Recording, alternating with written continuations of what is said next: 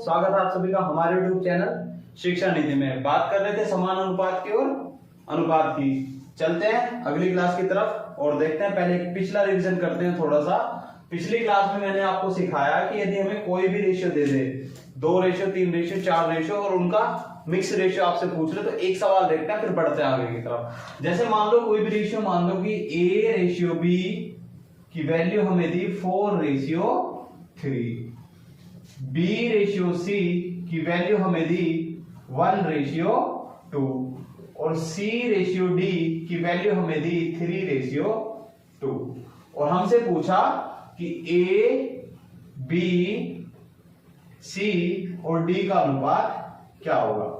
तो क्या बताया था मैंने बताया था कि जो जिसका अनुपात दिया उसको उसी के नीचे लिखते चलो, बाकी फिर आगे देखते हैं। भाई A और B है तो A का मान कितना दिया है इसमें 4 और B का मान 3, तो रखो A का मान 4, B का मान 3। आगे चलते हैं। B का मान कितना है 1, ये जगह खाली छोड़ दो। C का मान कितना है 2, तो यहाँ पे खाली कौन कौन सी जगह बची, एक ये बची और एक ये बची, ये 2 जगह बची। चलिए आगे चलते हैं। यहाँ पे खाली कौन कौन सी जगह बची, एक ये और एक ये। अब C का मान यहाँ पे कितना है 3 और D का मान कितना है 2, तो खाली कौन कौन सी बची, एक ये बची और एक ये बची। क्या करना था इसमें हमें करना था जो संख्या साइड में लिखी है वो लिख देनी है। यहाँ पे 3 लिखा है तो यहाँ पे भी 3, यहाँ पे भी 3, यहाँ पे 1 लिखा है तो यहाँ पे भी 1, यहाँ पे 2 लिखा है तो यहाँ पे 2, यहाँ पे 3 लिखा है तो यहाँ पे भी 3 और यहाँ पे भी 3। उसके बाद क्या बताया, इनकी सीधी मल्टीप्लाई कर दो। 4 1 जा 4, 3 जा 12, 3 3 जा 9, 3 2 जा 6, 3 जा 18, 3 2 जा 6 और 6 2 जा 12।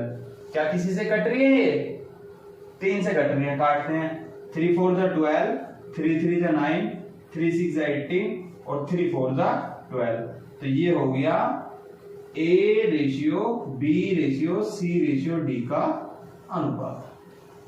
आशा करता हूं बहुत अच्छे से समझ आया होगा। चलिए अब आगे बढ़ते हैं हम अगले टॉपिक की तरफ। आज हम देखते हैं, मैंने तुम्हें 4 रेशियो बताए थे।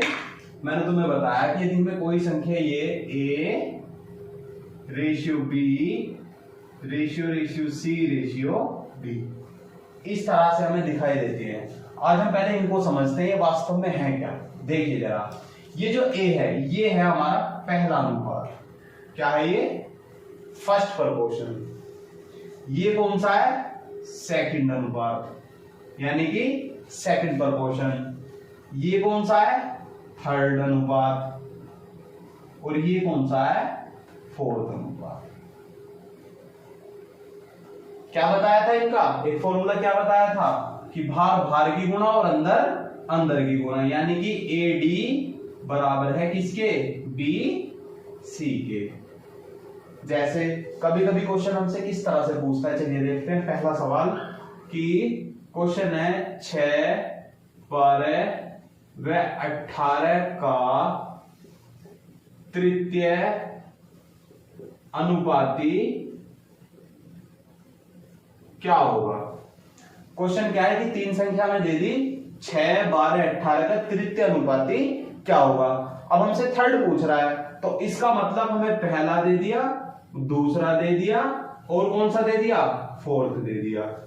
अंदाजा हमें ऐसे ही लगाना है। यदि हमसे सेकंड पूछता तो फिर कौन कौन सा दे देता, वो पहला, तीसरा, चौथा। तो देखते हैं। पहला यानी कि A 6 दे दिया, 12 दे दिया। तीसरा पूछा है यानी कि C हमसे पूछ रहा है, और D क्या दिया है 18।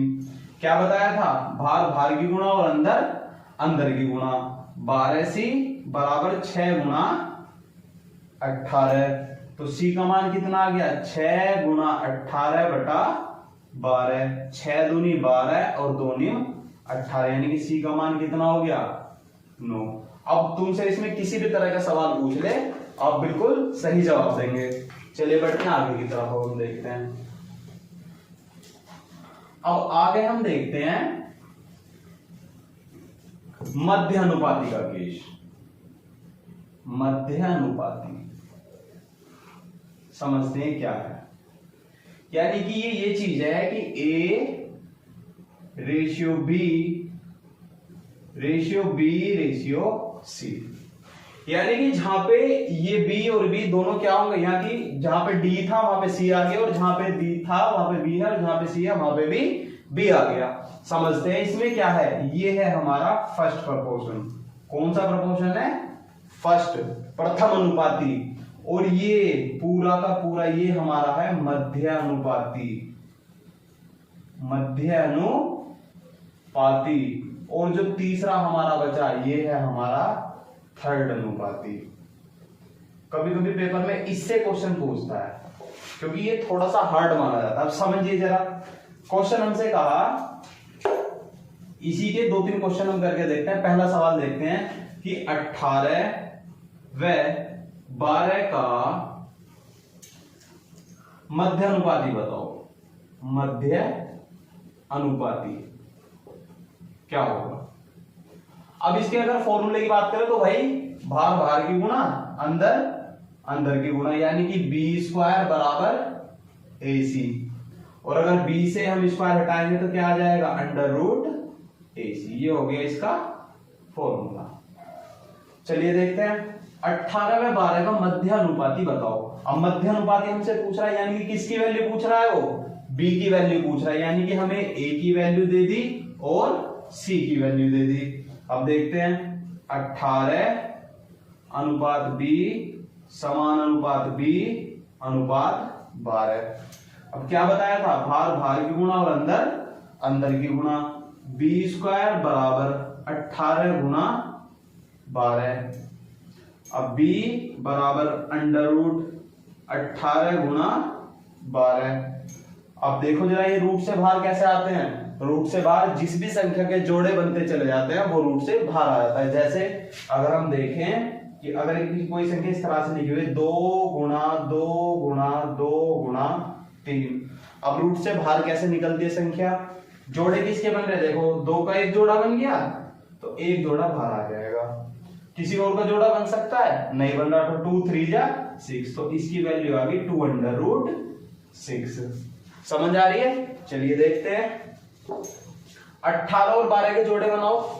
देखते हैं कैसे बनेंगे 18 और 12 के। भाई 18 को मैं क्या लिख सकता हूं, 2 गुणा 3 गुणा 3, 2 3 6 दिया 18 गुणा। 12 को क्या लिख सकता हूं, 2 दूनी 4 दिया 12 अंडर रूट में। अब जोड़े देखो किस किस के बन रहे हैं, 2 का एक जोड़ा तो ये बन गया, यानी कि 1 2 बाहर आ गया। 3 का कोई जोड़ा ये बन गया, 1 3 बाहर आ गया। अंदर क्या बचा, 2 × 3, तो इसका आंसर आ गया 6 √6। समझ आ रहा है। एक हमेशा ध्यान रखना एक बात, कि यदि क्वेश्चन में 2 वैल्यू दी गई हैं और पूछ रहा है तीसरी वैल्यू, तो वो मध्यानुपाती का केस है। और यदि हमें 3 वैल्यू पूछी है तो वो अभी जो मैंने पीछे बताया था उसका केस है। अब अगर मैं इसी क्वेश्चन को चेंज कर देता हूं, इस क्वेश्चन में अगर वो अब कह दे कि 18 व 12 का तृतीय अनुपाती बताओ, थर्ड अनुपाती बताओ, तृतीय अनुपाती क्या हुआ। अब समझते हैं जरा, देखो जरा इस सवाल को, 18 व 12 का तृतीय अनुपाती बताओ क्या होगा। अब देखो तृतीय पूछ लिया, यानी कि हमें ये पहला दे दिया और ये 12 है, तो ये कौन सा होगा। जब थर्ड पूछ रहा है तो बचा क्या, मध्य अनुपाती। अब देखते हैं, 18 रेशियो 12 रेशियो 12 रेशियो C। समझ आ रहा है। ये 12 2 बार क्यों आया, क्योंकि ये केस किसका है, मध्य अनुपाती का। और मध्य अनुपाती कितनी बार आया यहाँ पे, 2 बार। समझ आ रहा है। अब चलिए देखते हैं, इसको C मान लिया। अब क्या है तरीका, भार भार की गुणा अंदर अंदर की गुणा। 18C बराबर 12 गुणा 12, तो C का मान 12 गुणा 12 बटा 18। 6 3 18, 6 दूनी 12, और 3 से कितनी बार, 4 बार, तो C का मान कितना आ गया, 4 दूनी 8। आशा करता हूं समझ आया होगा। चलिए ये तो हो गया अब मध्यानुपाती का केस। अब चलते हैं थोड़ा सा आगे और देखते हैं जरा चार बातों को। चार बातों को क्या कि कभी कभी कोई चीज हमसे किस तरह से पूछता है। पहली बात वर्ग अनुपात। वर्ग अनुपात, वर्ग अनुपात को हम इंग्लिश में बोलते हैं डुप्लीकेट रेशियो। Duplicate ratio. दूसरा वर्गमूल अनुपात।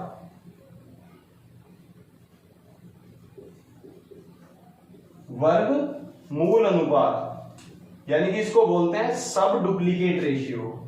सब डुप्लीकेट रेशियो। तीसरे की अगर बात करूं तो तीसरा होता है घन अनुपात। घना अनुपात यानी कि इंग्लिश में अगर मैं बात करूं तो ट्रिप्लीकेट रेशियो। Triplicate ratio. और अगर एक फोर्थ की अगर मैं बात करूं तो फोर्थ होता है घन मूल अनुपात यानी कि सब ट्रिप्लीकेट रेशियो। समझते हैं चारों चीज हैं क्या? कुछ नहीं है, नाम बड़ा सा लग रहा है, बाकी है कुछ नहीं। चलिए देखते हैं। अगर किसी भी रेशियो की, मान लो कि कोई रेशियो मुझे दिया A रेशियो B। क्या दिया? A ratio B। और मुझसे कहा इसका वर्ग अनुपात बताओ क्या होगा। A रेशियो B का वर्ग अनुपात क्या होगा? तो मुझे कुछ नहीं करना, मुझे इन दोनों का स्क्वायर कर देना है, यानी कि A बटा B का स्क्वायर। जो भी इनका आंसर आएगा वो हो जाएगा इसका वर्ग अनुपात। अगर मुझसे पूछे कि वर्गमूल अनुपात बताओ क्या होगा, तो वर्गमूल अनुपात में कुछ नहीं करना, इन दोनों रेशियो का मुझे अंडर रूट निकाल देना है। तो वो क्या आ जाएगा? वर्गमूल अनुपात। तीसरा अगर मैं घन अनुपात की बात करूं तो कुछ नहीं करना हमें। घन का मतलब क्या होता है? क्यूब, यानी क्यूब का मतलब है 3। तो A बटा B की पावर कितनी हो जाएगी?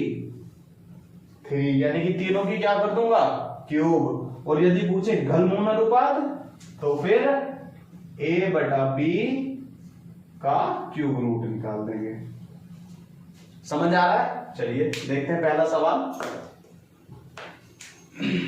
पहला क्वेश्चन, 6:7 का द्विघाती अनुपात क्या होगा? अब देखो क्वेश्चन कैसे घूमता है। तो भैया आपने द्विघाती तो बताया ही नहीं। वर्ग बताया था, वर्गमूल बताया था, घन बताया था, घनमूल बताया था, इसमें तो कुछ अलग ही पूछ लिया। द्विघात, तो द्विघात या फिर द्विघात बोल दो या फिर वर्ग बोल दो। इसका मतलब क्या है? इसकी पावर कितनी है? 2। तो वर्ग द्विघात अनुपात पूछ रहा है, क्या करना है? 6/7 है, तो 6/7 का क्या करना है? हमें स्क्वायर कर देना है। तो 36:49 ये हो गया इसका द्विघात रेशियो। समझ आ रहा है? चलिए आगे देखते हैं। मान लो अगला सवाल मुझसे पूछा कि 841 रेशियो 1089 का वर्ग मूल अनुपात क्या होगा? 841 और 1089 का वर्गमूल अनुपात क्या होगा? कैसे निकालना? वर्गमूल अनुपात के लिए क्या बताया था कि कुछ नहीं करना, इन दोनों का अंडर रूट निकाल देना है।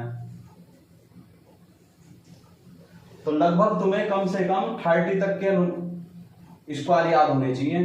तो अगर मेरे तो याद है तो मैं तो देखते ही बता दूंगा कि 841 है, ये 29 का है, और 1089 है, ये 33 का है। ये होगा इसका आंसर। अब निकला कैसे, निकाल के भी देखते हैं। चलो अब 29 की अगर मैं बात करूं, 841 29 से कितनी बार जाएगा? अब पहले डिवाइड करके देखो।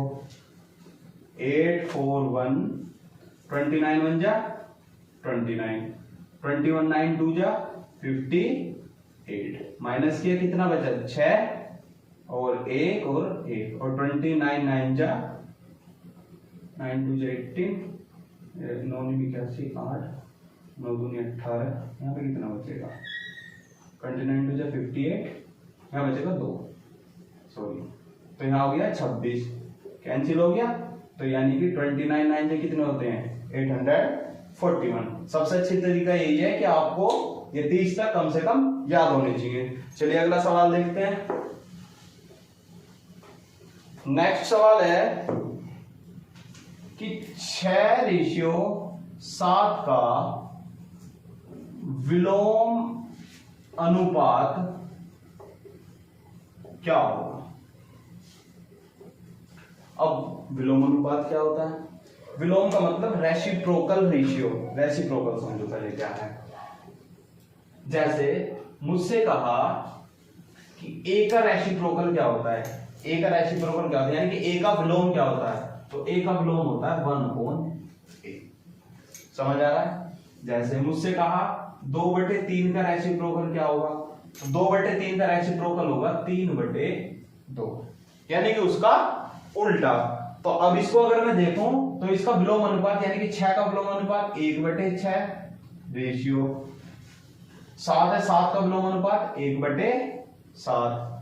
अब नीचे जो रेशियो होता है वो नीचे ऐसे हम उसमें छोड़ते नहीं है, तो अब इसको सोल्व कैसे करेंगे, सोल्व कैसे करेंगे, 6 और 7 का एलसीएम क्या होगा, किसका 6 और 7 का क्या होगा एलसीएम, 7 6 जा 42, तो 42 से ऊपर मल्टीप्लाई कर दो, 42/6 और 42/7, 6 7 जा 42 और 7 6 जा 42, तो यानी कि इसका विलोम अनुपात क्या हुआ 7/6।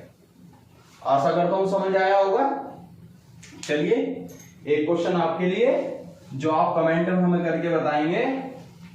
सवाल है कि 6 8 5 9 रेशियो 1 3 8 2 4 का घनमूल अनुपात क्या होगा। ये कमेंट में आप हमें करके बताएंगे। मिलते हैं अगली वीडियो में नए क्वेश्चंस के साथ। जय हिंद, जय भारत।